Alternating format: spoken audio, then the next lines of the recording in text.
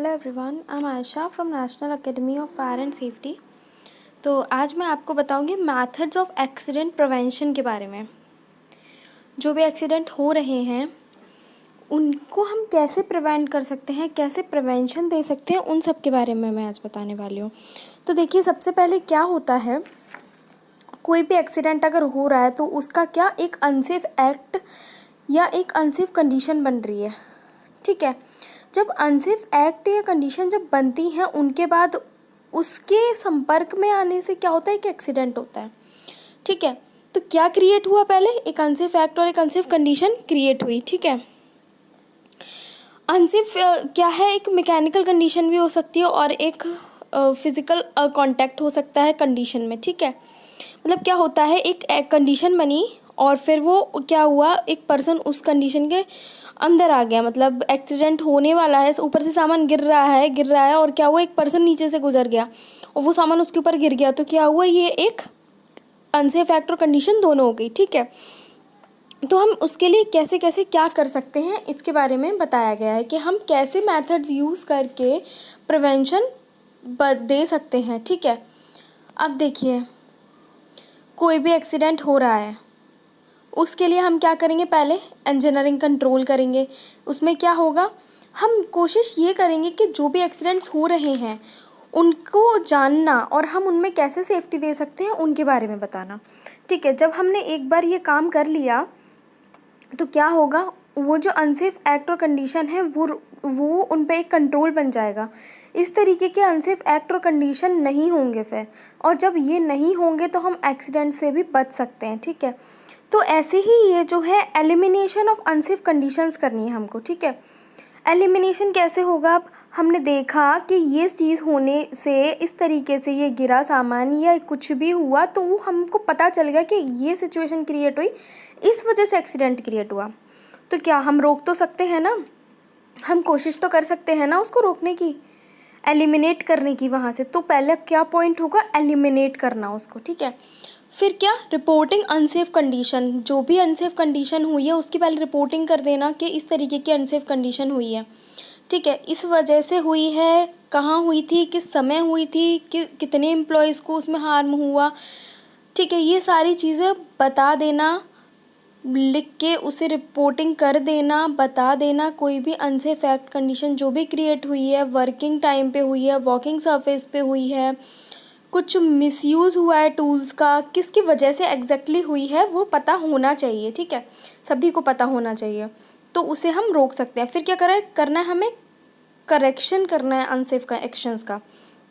अब वो करेक्शन कैसे होगा, किस तरीके से एक्सीडेंट हुआ था पता लगा हमें, नेक्स्ट हमने उसके लिए कुछ एक्शन लिया, इस तरीके से हमने उसे करेक्ट किया। ठीक है, फिर क्या हुआ, कम्युनिकेशन हुआ।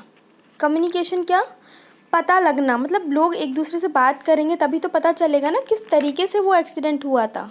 ठीक है, फिर हमने क्या करा, ये सारी चीज़ें हमें पता चल गई, इस तरीके से अनसेफ एक्ट क्रिएट हुआ, इस तरीके से अनसेफ सिचुएशन क्रिएट हुई। ठीक है, हमने सारी चीज़ें की, एलिमिनेट किया, करेक्शन किया, रिपोर्टिंग की।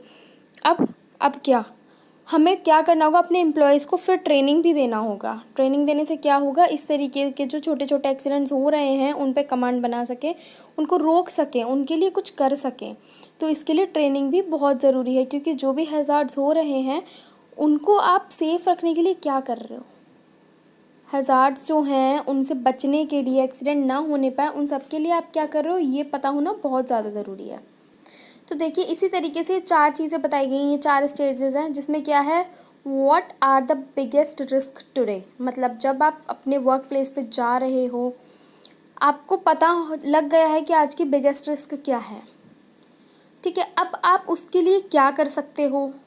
ठीक है, आप उसको कैसे कंट्रोल कर सकते हो, और जो भी कंट्रोल करते वक्त जो मुश्किलें आपने मतलब सामना किया, जो भी मुश्किलों का सामना किया, जैसे what if those controls fails. ठीक है, जो भी आपने कंट्रोल्स लगाए हैं, आपको लगा कि इन चीज़ें करने से हमें क्या होगा, सेफ़ हो जाएंगे हम, आपने जो भी कंट्रोल मेज़र्स वहाँ अप्लाई किए वो सारे क्या सक्सेस हो रहे हैं या फेल हो रहे हैं। अगर फेल हो रहे हैं तो अब आपको क्या करना है, वो फेल हुए तो अब आप कौन से ऐसे मेज़र्स करें जिनकी वजह से ये फेलियर्स आपको फेस ना करने पड़े। इस तरीके की चीज़ें क्या हैं आपको फिर से नोटिस करनी पड़ेंगी और उन पे और इम्प्लीमेंट और कमेंट करना पड़ेगा, जिससे कि क्या हो, वो आपके जो ट्रेनिंग प्रोवाइड कराएंगे आप उसमें आप जो वर्क करेंगे एग्जैक्टली जो आपने सोचा है उस अनसेफ एक्ट और कंडीशन के लिए, तो आपको पता लग पाएगा। ठीक है,